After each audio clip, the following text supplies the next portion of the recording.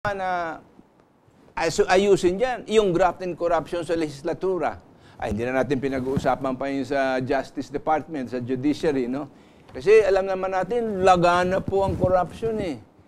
Ang mahirap dito sa trial ni Chief Justice, at saka hindi lang naman niya problema ito uniquely to him. Ang dami-dami pang Chief Justice before dito na sa tingin ng napakadami nasira sapagkat wala silang nagawa sa korupsyon sa judiciary from the lowest level to the highest level. And there are so many horror stories that in a sense, pag nangyari ito, malimbawa, maganda kung magiging halimbawa ito sa lahat ng mga judges natin, justices of the Court of Appeals, regional judges of the Regional Trial Court, clerks of court, sheriffs, hanggang Supreme Court, at saka mga clerk of court sa Supreme Court, na magtino at bigyan naman ng ating bayan din ng pagkakataong makatanggap ng hustisya na mabilis at hindi yung nako po, mabagal pa sa pagong. Well, to hope, yung sabi nga nila, hope springs eternal. Mara Agun of Pampanga, 0926-778-4536. Ang mahirap sa mga nakaposisyon ngayon ay akala nila lahat ng sinasabi, ginagawa at pinagagawa sa mga kasama nila ay puro tama at iniisip nila na hindi na sila pwedeng magkamali. Ay nako, matakot kayo dahil mararanasan nyo rin ang mga mali-mali ninyong ginagawa. Alam po ninyo, sabi nga nila, oy, mabuti kayo dun sa mga tao na inyong nilalaktawan. Kasi pagbaba ninyo, sila rin ang makakatagpo mo on your way down. Hindi po ba? No, let's be kind and let's be just to everybody. If you are a public servant, hindi po yang karangalan.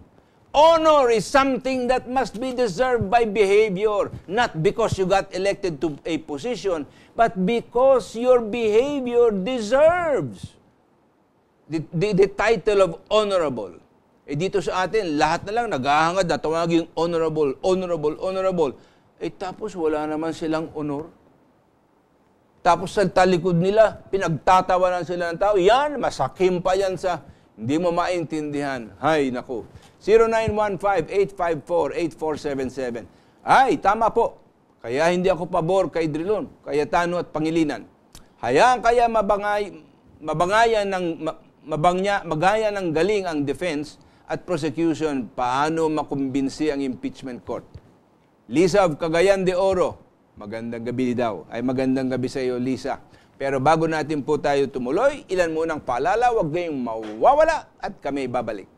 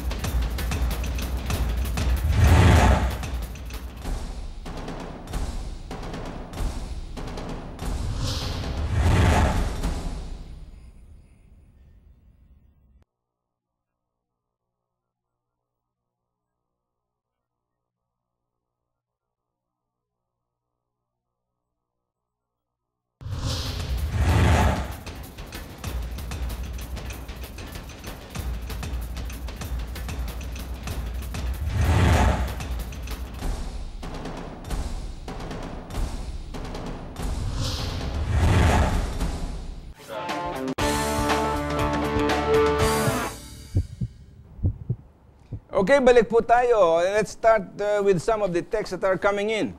From 0919-619-9597. Good PM, Ray. How will you assess the Senate component of 10 lawyers versus 30 non-lawyers in making their votes? Willie Basa, yun ang nag-text po sa atin.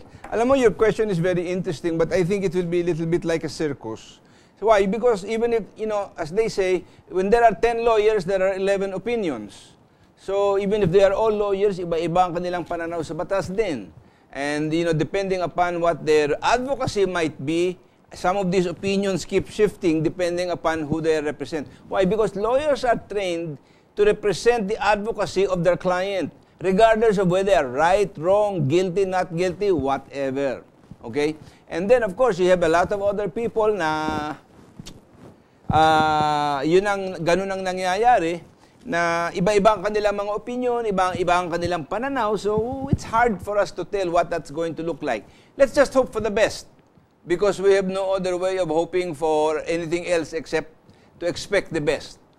But, things will turn out. Let's just hope that it is not going to break this nation. It will not lead to anarchy. It will not lead to people, the blood being shed. It will not lead to a revolutionary government, and that the military will be very, very, very hesitant and careful in all of their moves. Okay? And that you and I have got to open our eyes and beware.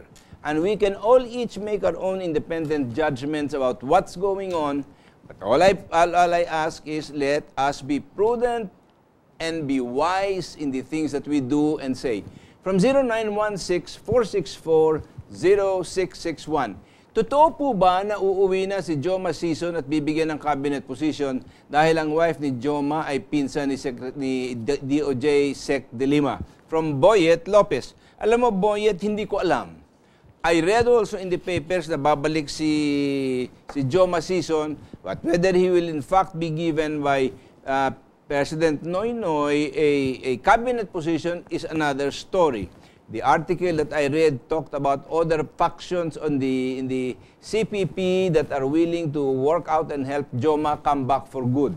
Well, as far as I'm concerned, unless Joma is willing to give up the armed revolution, unless they are not willing to disarm the NPA and surrender their weapons, not hide them somewhere else, if they are truthful about coming back into civil life as civilized people committed to a democratic way of life, and if they are convinced that President Noynoy is not just sincere but capable of delivering what he says, then by all means, I think there is room in our society for socialist thinking. There are many, many other countries where the Communist Party is part of the parliament. They are there competing for people's influence and even influence in the government. They form coalition governments here, there, and everywhere. But the most important thing is those communist parties are not committed to gaining power except through the vote of the people. That means no intimidation during election. No secret death threats and warnings that they send to people. No, and then they come and they join and they give up their firearms and their ability to try and threaten people. You know that many of them have learned too well that many times power comes out of the power of a gun, according to Mao Zedong, and they follow that. That's why they got their arms, because on one hand they want to participate in the parliamentary life of the nation, but at the same time they wage war against the government in the countrysides. And I'm saying, if Joma is not willing to publicly declare that and renounce the use of violence and force and guns to gain what he thinks is good for the masses, then I don't think he should be offered any position, nor should he be encouraged to come back to the Philippines.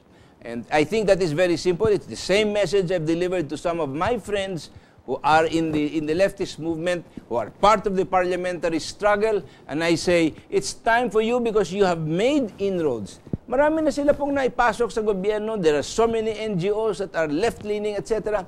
But if that is so, then join the mainstream. Don't stay on the extreme left with your AK-47s and the M14s and M16s and the children warriors and fighters and your, the IEDs that you put and plant in the ground. Be sincere about helping government. Put down your arms. From 0927-520-1276. Kung maaabswelto si CJ Corona, katapusan na ni Pinoy, parang haring Pinoy na ninakawan ng Corona ni Corona. R. Castillo. Oh, you're using a lot of play of words, Mr. Castillo. But, yes, whatever happens to Corona, there will be a tremendous effect on the presidency of President Noynoy. There will be those who will condemn him because he has taken liberties and shortcuts of the law. They have not observed due process. He has been seen as being vindictive, and a lot of other things. But on the